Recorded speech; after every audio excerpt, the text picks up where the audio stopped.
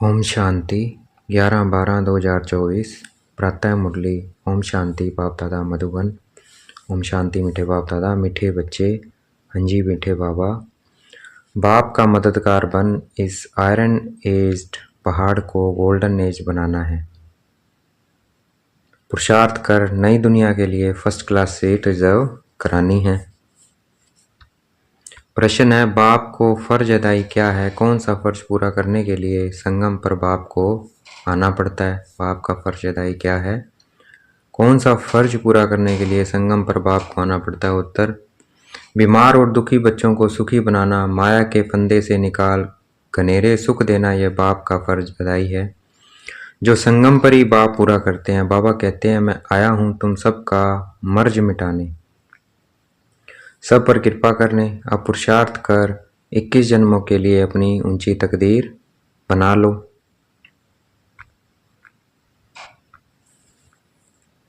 गीत है, भोलेनाथ से निराला कौन? ओम शांति। भोलेनाथ शिव भगवान वाच। ब्रह्मा मुख कमल से बाप कहते हैं, ये वैरायटी भिन्न भिन्न धर्मों का मनुष्य सृष्टि झाड़ है ना। इस कल्प वृक्ष अथवा सृष्टि के आदि मध्यांत का राज बच्चों को समझा रहा हूँ। गीत में भी इनकी महिमा है। शिव बाबा का जन्म यहाँ है। बाप कहते हैं, मैं आया हूँ भारत में। मनुष्य ये नहीं जानते कि शिव बाबा कब पधारते थे, क्योंकि गीता में श्री कृष्ण का नाम डाल दिया है, इसलिए पता नहीं है। द्वापर की तो बात ही नहीं है। बाप समझाते हैं, बच्चे 5000 वर्ष पहले भी मैंने आकर के यह ज्ञान दिया था। इस झाड़ से सभी को मालूम पड़ जाता है। झाड़ को अच्छी रीति देखो। सतयुग में बरोबर देवी देवताओं का राज्य था। त्रेता में राम सीता का है। बाबा आदि मध्यांत का राज बतलाते हैं। बच्चे पूछते हैं, बाबा हम माया के फंदे में कब फंसे? बाबा कहते हैं, द्वापर से नंबरवार फिर दूसरे धर्म में आते हैं, तो हिसाब लगाने से समझ सकते हैं कि इस दुनिया में हम फिर से कब आएंगे। शिव बाबा कहते हैं, मैं 5000 वर्ष बाद आया हूँ संगम पर अपना फर्ज निभाने। सभी जो भी मनुष्य मात्र हैं सभी दुखी हैं, उनमें भी खास भारतवासी। ड्रामा अनुसार भारत को ही मैं सुखी बनाता हूँ। बाप का फर्ज होता है बच्चे बीमार पड़े तो उनकी दवा दरमल करना। यह है बहुत बड़ी बीमारी। सभी बीमारियों का मूल ये 5 विकार हैं। सभी बीमारियों का मूल ये 5 विकार हैं। बच्चे पूछते हैं, ये कब से शुरू हुआ? द्वापर से। रावण की बात समझानी है। रावण को कोई देखा नहीं जाता है, बुद्धि से समझा जाता है। रावण को देखा नहीं जाता है, बुद्धि से समझा जाता है। बाप को भी बुद्धि से जाना जाता है, रावण को भी बुद्धि से समझा जाता है और बाबा को भी। आत्मा मन बुद्धि सहित है। आत्मा जानती है कि हमारा बाप परमात्मा है। दुख सुख लेप छेप में आत्मा आती है। दुख सुख लेप छेप में आत्मा आती है। जब शरीर है तो आत्मा को दुख होता है। ऐसे नहीं कहते कि मुझ परमात्मा को दुखी मत करो। बाप भी समझाते हैं कि मेरा भी पाठ है। कल्प कल्प संगम पर आकर मैं पाठ बजाता हूँ। जिन बच्चों को मैंने सुख में भेजा था वह दुखी बन पड़े हैं, इसलिए फिर ड्रामा अनुसार मुझे आना पड़ता है। बाकी कच्छ मच अवतार ये बातें है नहीं। कहते हैं परशुराम ने कुल्हाड़ी ले क्षत्रियों को मारा, यह सब है दंत कथाएं। तो अब बाप समझाते हैं, मुझे याद करो, यह है जगत अम्बा और जगत पिता। मदर और फादर कंट्री कहते हैं ना। भारतवासी याद भी करते हैं, तुम माता पिता तुम्हारी कृपा से सुख घनेरे तो बरोबर मिल रहे हैं। फिर जो जितना पुरुषार्थ करेंगे, जैसे बाइस्कोप में जाते हैं फर्स्ट क्लास का रिजर्वेशन कराते हैं ना। बाप भी कहते हैं, चाहे सूर्यवंशी चाहे चंद्रवंशी में सीट रिजर्व कराओ, जितना जो पुरुषार्थ करे उतना पद पा सकते हैं। तो सब मर्ज मिटाने बाप आए हैं। रावण ने सबको बहुत दुख दिया है। कोई भी मनुष्य की गति सदगति कर न सके। यह है ही कलयुग का अंत। गुरु लोग शरीर छोड़ते हैं, फिर यहाँ ही पुनर्जन्म लेते हैं, तो फिर वह औरों की क्या सदगति करेंगे? क्या इतने सभी अनेक गुरु मिलकर पतित सृष्टि को पावन बनाएंगे? गोवर्धन पर्वत कहते हैं ना, यह माताएं इस आयरन एज पहाड़ को गोल्डन एज बनाती है। गोवर्धन की फिर पूजा भी करते हैं, वह है तत्व पूजा। सन्यासी भी ब्रह्म अथवा तत्व को याद करते हैं, समझते हैं वही परमात्मा है, ब्रह्म भगवान है। बाप कहते हैं यह तो ब्रह्म है, ब्रह्मांड में तो आत्माएं अंडे मिसल रहती है। निराकारी झाड़ भी दिखाया गया है, हर एक का अपना अपना सेक्शन है। इस झाड़ का फाउंडेशन है भारत का सूर्यवंशी चंद्रवंशी घराना। फिर वृद्धि होती है, मुख्य है 4 धर्म। तो हिसाब करना चाहिए कौन कौन से धर्म कब आते हैं। जैसे गुरु नानक 500 वर्ष पहले आए, ऐसे तो नहीं सिख लोग कोई 84 जन्म का पाठ बजाते हैं। बाप कहते हैं 84 जन्म सिर्फ तुम ऑलराउंडर ब्राह्मणों के हैं। बाबा ने समझाया है कि तुम्हारा ही ऑलराउंडर पार्ट है। ब्राह्मण देवता क्षत्रिय वैश्य शूद्र तुम बनते हो। जो पहले देवी देवता बनते हैं वही सारा चक्कर लगाते हैं। बाप कहते हैं तुमने वेद शास्त्र तो बहुत सुने हैं, अभी यह सुनो और जज करो कि शास्त्र राइट है या गुरु लोग राइट है, या जो बाप सुनाते हैं वह राइट है। बाप को कहते ही हैं ट्रुथ। मैं सच बतलाता हूँ जिससे सतयुग बन जाता है, और द्वापर से लेकर तुम झूठ सुनते आए हो तो उससे नरक बन जाता है। बाप कहते हैं मैं तुम्हारा गुलाम हूँ, भक्ति मार्ग में तुम गाते आए हो मैं गुलाम तेरा, अभी मैं तुम बच्चों की सेवा में आया हूँ। बाप को निराकारी निरंकारी गाया जाता है, तो बाप कहते हैं मेरा फर्ज है तुम बच्चों को सदा सुखी बनाना। गीत में भी है अगम निगम को भेद खोले। बाकी डमरू आदि बजाने की कोई बात नहीं है, यह तो आदि मध्यांत का सारा समाचार सुनाते हैं।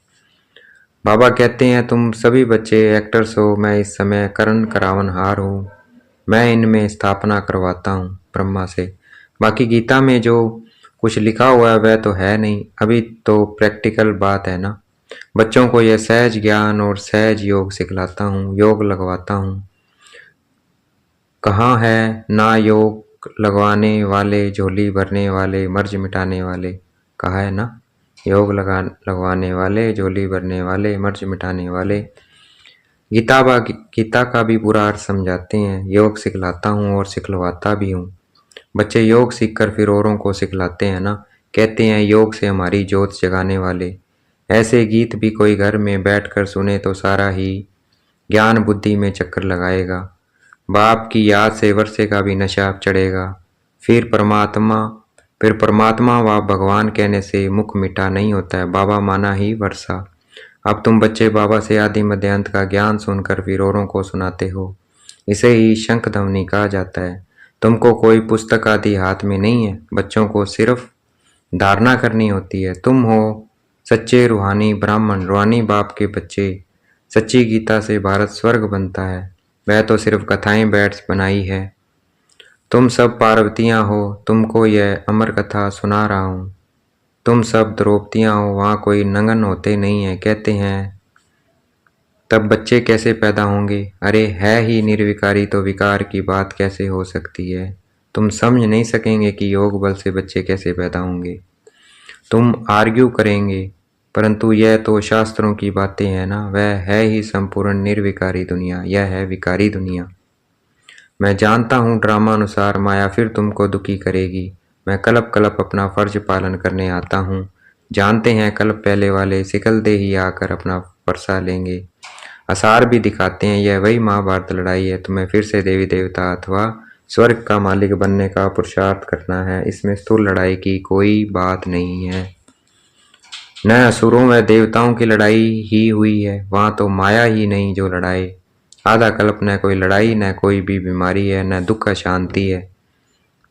अरे वहाँ तो सदैव सुख बहार ही बहार रहती है, हॉस्पिटल होती नहीं है। बाकी स्कूल में पढ़ना तो होता ही है। अब तुम हर एक यहाँ से वर्षा ले जाते हो, मनुष्य पढ़ाई से अपने पैर पर खड़े हो जाते हैं। इस पर कहानी भी है। कोई ने पूछा तुम किसका खाती हो, तो कहा हम अपनी तकदीर का खाती हैं, वह होती है हद की तकदीर। अभी तुम अपनी भेद की तकदीर बनाते हो, तुम ऐसी तकदीर बनाते हो जो 21 जन्म फिर अपना ही राज्य भाग्य भोगते हो। यह है भेद के सुख का वर्षा। अब तुम बच्चे कंट्रास्ट को अच्छी रीति जानते हो। भारत कितना सुखी था, अब क्या हाल है। जिन्होंने कल पहले राज्य भाग्य लिया होगा वही अब लेंगे। ऐसे भी नहीं कि जो ड्रामा में होगा वो मिलेगा, फिर तो भूख मर जाएंगे। यह ड्रामा का राज पूरा समझना है। शास्त्रों में कोई ने कितनी आयु कोई ने कितनी लिख दी है, अनेकानेक मत मतांतर है। कोई फिर कहते हैं हम तो सदा सुखी हैं ही। अरे तुम कभी बीमार नहीं होते हो? वह तो कहते हैं रोग आदि तो शरीर को होता है, आत्मा निर्लेप है। अरे चोट आदि लगती है तो दुख आत्मा को होता है ना। यह बड़ी समझने की बातें हैं। बाबा कहते हैं स्कूल है, एक ही टीचर पढ़ाते हैं, नॉलेज एक ही है, एम ऑब्जेक्ट एक ही है, नर से नारायण बनने की। जो नापास होंगे वह चंद्रवंशी में चले जाएंगे। जब देवताएं थे तो क्षत्रिय नहीं, जब क्षत्रिय थे तो वैश्य नहीं, और जब वैश्य थे तो शूद्र नहीं। यह सब समझने की बातें हैं। माताओं के लिए भी अति सहज है, एक ही इम्तिहान है। ऐसे भी मत समझो कि देरी से आने वाले कैसे पढ़ेंगे, लेकिन अभी तो नए दिखे जा रहे हैं, प्रैक्टिकल में हैं। बाकी माया रावण का कोई रूप नहीं है, कहेंगे इनमें काम का भूत है। बाकी रावण का कोई बुत व शरीर तो है नहीं। अच्छा, सभी बातों का स्क्रीन है मन मना भव। इन सभी बातों का एक ही है, मन ही मन बाबा को याद करते हैं। बाबा इतनी बातें क्यों बताई, उसका सार क्या है? मन मना भाव। कहते हैं मुझे याद करो तो इस योग अग्नि से विक्रम विनाश होंगे। बाप गाइड बनकर आते हैं। बाबा कहते हैं बच्चे मैं तो सुमुख तुम बच्चों को पढ़ा रहा हूँ, कलप कलप अपनी फर्ज अदाई पालना करता हूँ। पारलौकिक बाप कहते हैं मैं अपना फर्ज बजाने आया हूँ।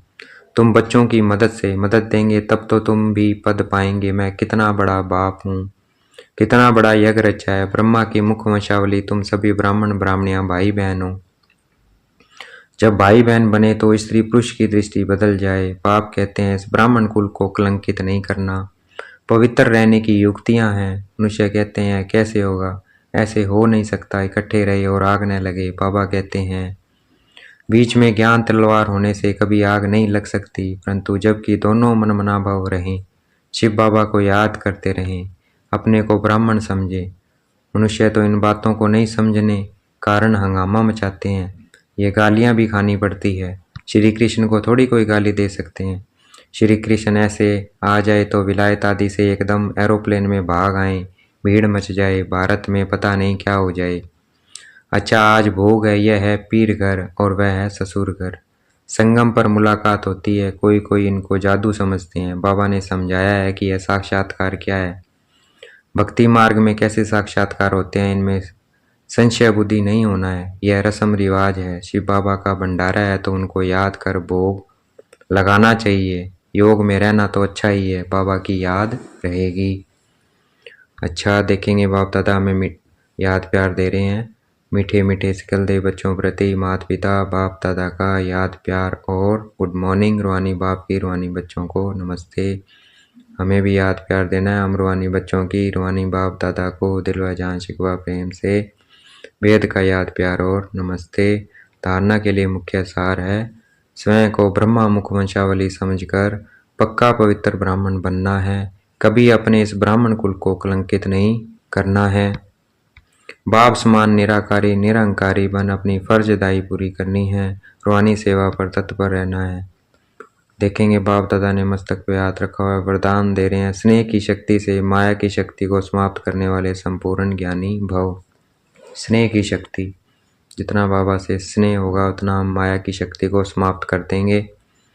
वही क्या है, संपूर्ण ज्ञानी भव। स्नेह में समाना ही संपूर्ण ज्ञान है। बाबा के स्नेह में समाना। स्नेह ब्राह्मण जन्म का वरदान है। संगम युग पर स्नेह का सागर, स्नेह के हीरे मोतियों की थालियां भरकर दे रहे हैं, तो स्नेह में संपन्न बनो। स्नेह की शक्ति से परिस्थिति रूपी पहाड़ परिवर्तन हो, पानी समान हल्का बन जाएगा। माया का कैसा भी विकराल रूप व रॉयल रूप सामना करे तो सेकंड में स्नेह के सागर में समा जाओ, तो स्नेह की शक्ति से माया की शक्ति समाप्त हो जाएगी। आज का स्लोगन है तन मन धन मन वाणी और कर्म से बाप के कर्तव्य में सदा से योगी ही योगी है। जो तन मन धन मन वाणी और कर्म से बाप के कर्तव्य में सदा सहयोगी है, वही क्या है, योगी है। अच्छा, ओम शांति। शुक्रिया मीठे बाबा, शुक्रिया।